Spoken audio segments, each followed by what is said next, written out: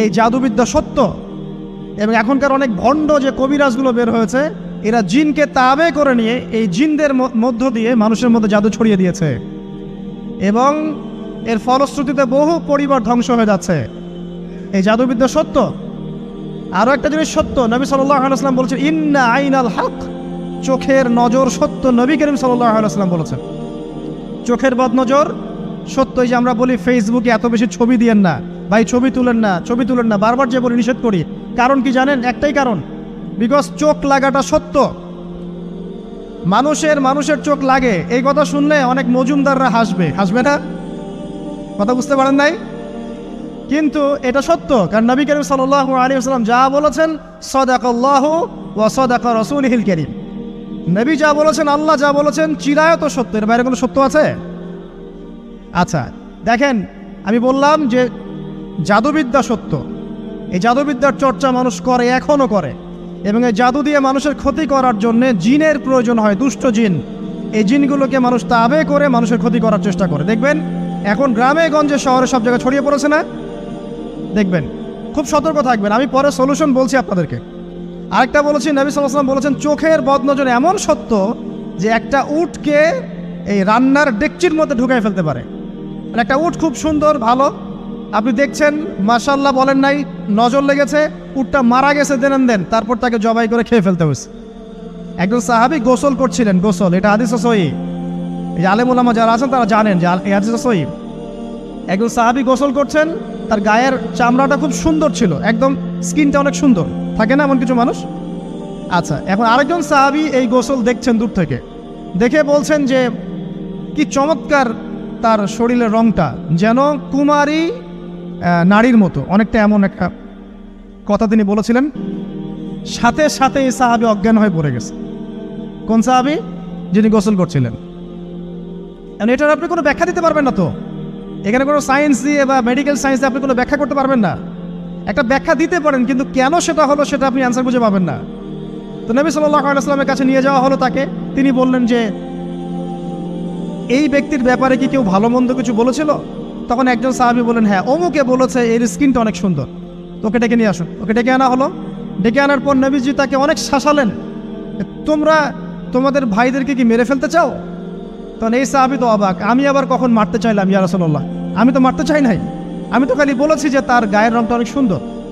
তখন তিনি বললেন, কেন তুমি সুবহানাল্লাহ বললে না, কেন তুমি মাশাআল্লাহ বললে না? যখন মাশাআল্লাহ বলবেন, সুবহানাল্লাহ বলবেন, নজরটা লাগবে না। আর যখন আপনি মাশাআল্লাহ বলবেন না, সুবহানাল্লাহ বলবেন না, দেখবেন নজর লেগে গেছে। আপনি বিশ্বাস করেন ব্যবসা খুব ভালো চলছে, মানুষ বললো যে বাহ তোর তো ব্যবসা হেভি, লালে লাল শাহজালাল, ঠিক আছে, দেখবেন আপনার কেনা বেচা বন্ধ হয়ে গেছে। এরকম হবে, আমার কথাটা বিশ্বাস করেন। এটা কিন্তু সায়েন্স প্রমাণ করতে পারবে না, আল্লাহ এবং তার রাসূল বলেছেন, তার উপরে কোনো সত্য নেই। আছে সূরা কাহফ 29 নম্বর আয়াত পড়ে দেখেন, আল্লাহ পাক বলছেন ওয়াকুলিল হাক্কু মির রাব্বিকুম, সত্য সেটাই যা তোমার রবের পক্ষ থেকে আসে। ফামান শাআ ফালইউমিন, যার ইচ্ছা হয় বিশ্বাস করুক, ওয়ামান শাআ ফালইয়াকফুর, যার ইচ্ছা হয় সে অস্বীকার করুক। এই কারণে আমরা বলি ফেসবুকে এত বেশি ছবি দেওয়া, এই আই ওয়াশ করা, এই যে শোডাউন করা, হ্যাঁ, ইসলামের কিছু কাজ করলেন একদম মানুষকে না দেখাইতে পারলে ঘুম হচ্ছে না, এগুলো বন্ধ করেন, এগুলো বন্ধ করে দেন আল্লাহর ওয়াস্তে। অফলাইনে কাজ করেন, নিজেকে গোপন করার চেষ্টা করেন। যত বেশি মানুষের কাছে নিজেকে এক্সপোজ করবেন, কাজের বরকত কমে যাবে, কাজের বরকত কমে যাবে, চোখ লাগবে, নজর লাগবে। এবং চোখ লাগা বদ নজরে বহু আলেম আস্তে আস্তে মাঠ থেকে মাইনাস হয়ে গেছে না? যায় নাই? এখন কি আলেমদের সংখ্যা বেশি না কম? যত দিন যাবে আলেমের সংখ্যা আরও কমে যাবে। নবীজি বলেছেন আলেমদের সংখ্যা কমতে থাকবে, মানুষ জাহেলদেরকে আলেম বানিয়ে নেবে। তো প্রিয় ভাইরা, জাদুবিদ্যা সত্য, চোখের বদনজর সত্য, রাতের এই অনিষ্টগুলো সত্য, রাতের বেলা অনেক ক্ষতি আছে। এই জন্য নবীজি বলছেন বাচ্চাদেরকে বাইরে বের করো না, এবং তোমরাও রাত যখন গভীর হবে তখন এদিক ওদিক ঘোরাফেরা করো না। দেখবেন রাত যত গভীর হয় আমাদের শহরগুলো তত জীবিত হয়, তাই না? তাই না? রাত যত গভীর হচ্ছে শহর তত জীবিত হয়। চায়ের দোকানে আড্ডা বেশি, ওই সিনেমা দেখছে, টিভি দেখছে, ক্যারাম খেলছে, লুডো খেলছে, ঘুম নাই। ঘুম কখন? ফজরের আগে আগে। ফজরের নামাজ কিন্তু নাই, ফজরের ঠিক আগে আগে, আবার ওই যে জোহরের নামাজের সঙ্গে উঠতেছে। এখন আমাকে বলেন, এরকম জেনারেশনকে দিয়ে কি আসলে ইসলামের কোনো খেদমত হবে? আচ্ছা, নবীজি রাতের বেলা আর্লি ঘুমাতেন, আল্লাহ পাক আমাদের সবাইকে তাড়াতাড়ি ঘুমানোর তৌফিক দান করুন। হ্যাঁ, আপনি ইলম চর্চা করলে রাত জেগে থাকতে পারেন, আপনি যদি জ্ঞান চর্চা করেন রাত জাগতে পারেন, আপনি কোনো গবেষণা করছেন, নামাজ পড়ছেন বা কোরআন হেফজ করছেন, আপনি রাতের আর্লি উঠবেন, এটা আলাদা বিষয়। কিন্তু কমনভাবে আমাদের এই যে ফেসবুক, ইউটিউবিং ইত্যাদিতে আমরা লিপ্ত থাকি, সারা রাতটা কাটাই আড্ডাবাজি করে, এগুলো বন্ধ করতে হবে। এগুলো বন্ধ না করলে ফিজিক্যালি আমরা মানে সুস্বাস্থ্যের অধিকারী হতে পারবো না। সারা দিনটা আমাদের একটা কি বলবো অলসতার ভাবে যাবে এবং দিনের বেলা কাজগুলো ব্যাহত হবে। এতে করে আমাদের উম্মার এই পুরো বড় যে তরুণ প্রজন্ম আছে এদেরকে আপনি সম্পদে পরিণত করতে পারবেন না। তাই এই সিস্টেমটা চেঞ্জ করা দরকার। নবীজি রাতের বেলা এই সূরা বাকারার শেষে 3টা আয়াত তেলাওয়াত করতেন। আমরা করবো ইনশাআল্লাহ। আরেকটা আমল বলে দেই, নবী করিম সাল্লাল্লাহু আলাইহি ওয়াসাল্লাম রাতের বেলা সূরা মুলক তেলাওয়াত করতেন। কোন সূরা এটা? কোন সূরা? তাবারাকাল্লাযী বিয়াদিহিল মুলক। কয়টা আয়াত আছে? 30টা আয়াত আছে। নবীজি বলেছেন সাল্লাল্লাহু আলাইহি ওয়াসাল্লাম এই সূরা আপনাকে কবরের আযাব থেকে বাঁচাবে ইনশাআল্লাহ। কবরের আযাব থেকে তো ভাই বাঁচা খুব সহজ নাকি? আমাদের মধ্যে এমন কেউ নাই, শোনেন, আমাদের মধ্যে এমন কেউ নাই আলেম জালেম মুফতি মুহাদ্দিস রাজনৈতিক নেতা পলিটিশিয়ান বিরোধী দল জাতি তারপরে যে সরকার দল যে আছে না কেন কবরের শাস্তি ফেস করবে না এমন একটা মানুষ নাই, কেউ নাই পৃথিবীতে। এই যে আপনি দেখছেন ওই যে কি ইসরায়েলের প্রধানমন্ত্রী, ওই রাশিয়ার প্রধানমন্ত্রী, ওই চায়নার সভ্যতা, পশ্চিমা সভ্যতা, এমন কেউ নাই পৃথিবীতে এখন যাকে কবরের শাস্তি ভোগ করতে হবে না। আছে? সবচেয়ে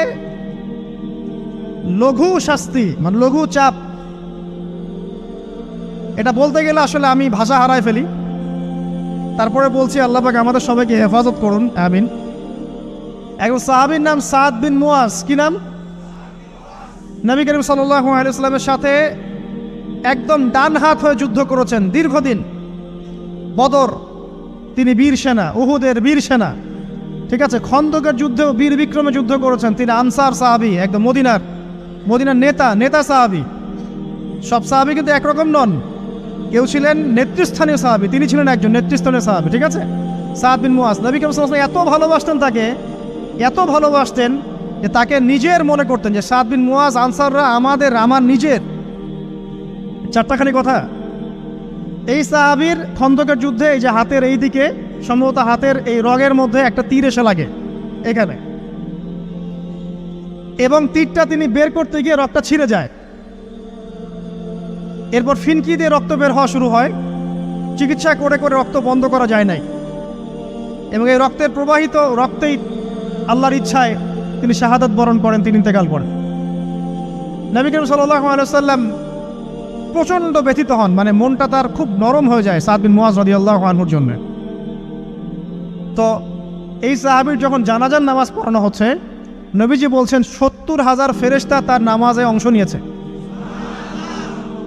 আর এই সাহাবীকে যখন কবরে শোয়ানো হয়েছে, নবী করিম সাল্লাল্লাহু আলাইহি ওয়াসাল্লাম পরে জানিয়েছেন কবরের যে মৃদু চাপ, সাদ বিন মুয়াজ রাদিয়াল্লাহু আনহুর কবরেও সেই মৃদু চাপ দেওয়া হয়েছে।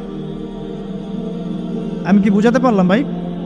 আমাদের কোনো দাম আছে এখনকার পলিটিশিয়ানদের কোনো দাম আছে? এখনকার সমাজ নেতার কোনো দাম আছে? এখনকার সুদখোরদের কোনো দাম আছে? এই ঘুষখোর দুর্নীতিবাজদের কোনো দাম আছে? আমরা যারা কাঠমোল্লা হয়ে আছি আমাদের কোনো দাম আছে? সাদ বিন মুয়াজ রাদিয়াল্লাহু আনহু যদি কবরের শাস্তি তাকে না ছাড়ে, প্রশ্নোত্তর পর্ব তাকে না ছাড়ে, আমরা পার পাবো? নবী করিম সাল্লাল্লাহু আলাইহি ওয়াসাল্লাম বলছেন সূরা মুলক তেলাওয়াত করো রাতের বেলা, ইনশাআল্লাহ সূরা মুলকের তেলাওয়াত কবরের আযাব থেকে তোমাকে বাঁচাবে। আর আমাদের তো ভাই কবরে সবাই সাথে যাবে না, গার্লফ্রেন্ড যাবে না, বাপ মা ভাই বোন সবাই যাবে না। একজন ব্যক্তি সুদ খাচ্ছে, জিজ্ঞাসা করে দেখেন কেন খায়, বলবে তার সন্তানের জন্য খায়, তার বউয়ের জন্য খায়, তার বাবাকে দেখতে হবে তাই খায়, তাই না? একজন ব্যক্তি ঘুষ খায়, বলবে আমার পরিবারের জন্য খাই। একজন দুর্নীতি করছে, পুকুর চুরি করছে, বলবে দুর্নীতি করছে আমার পরিবারের জন্য খাই, পরিবার ভালো থাকবে। সবার একই এক্সকিউজ যে পরিবার যেন ভালো থাকে, আমার সন্তানরা যেন ভালো থাকে, আগামী প্রজন্মের জন্য কিছু রেখে যেতে পারি, তাই না? এরকম একটা মানুষও কি আপনার সাথে কবরে যাবে? আর এই বোকা মানুষ কেন বোঝে না যে আপনার কবরে আপনাকেই যেতে হবে? তাহলে আপনি কি কারণে অন্যের কারণে নিজের পরকাল নষ্ট করছেন? অন্যের সুখের জন্য আপনি আপনার পরকাল নষ্ট করছেন। সুদ খাচ্ছেন, দিব্যি মায়ের সাথে জেনা করছেন। আপনাদের এলাকায় নাকি সুদের সমস্যা অনেক বেশি। কয়েকটা হাদিস বলে দেই, আমি ওদেরকে আক্রমণ করতে আসি না। আমি শুধু তাদেরকে 3টা হাদিস শোনাতে এসেছি। 1 নম্বর হাদিস শোনেন। আল্লাহর নবী মুহাম্মদ সাল্লাল্লাহু আলাইহি ওয়াসাল্লাম বলেছেন, সুদের পাপের 73টা শাখা আছে। কয়টা? কোনো হাদিসে 70টাও আছে, কোনো হাদিসে 73টা আছে। বলছেন যে সবচেয়ে নিচের শাখাটা হচ্ছে, সুদের পাপের সবচেয়ে নিচের শাখা হচ্ছে যে যেন কোনো ব্যক্তি তার মাকে রেপ করলো, তার মাকে ধর্ষণ করলো। 1 দিরহাম যে ব্যক্তি সুদ খায়, সহিহ বুখারীতে আরেকটা হাদিস এসেছে, সে যেন 36টা মেয়েকে ধর্ষণ করলো। আর আমি একটা কথা বানায় বলছি না, যদি বিশ্বাস না হয় কওমি মাদ্রাসা আছে, আলেম ওলামা আছে, গিয়ে বুখারী খুলতে বলেন, পড়তে বলেন, খালি একবার পড়তে বলেন, দেখেন যদি না থাকে তাহলে আমাকে এর সাথে থাপ্পড় দিয়ে যায়। যদি না থাকে হাদিস এটা, তাহলে আমার গালে একটা থাপ্পড় দিয়ে যায়। আর যদি থাকে তাহলে আল্লাহর রাস্তায় সুদ খাওয়া ছেড়ে দেন। কোনটা করবেন? চ্যালেঞ্জ করবেন? নবীজি বলেছেন, 1টা দিরহাম যে ব্যক্তি সুদ খায়, দিরহাম মানে কি? রৌপ্য মুদ্রা। এটা এখন দেখতে পারবেন না, জাদুঘরে আছে।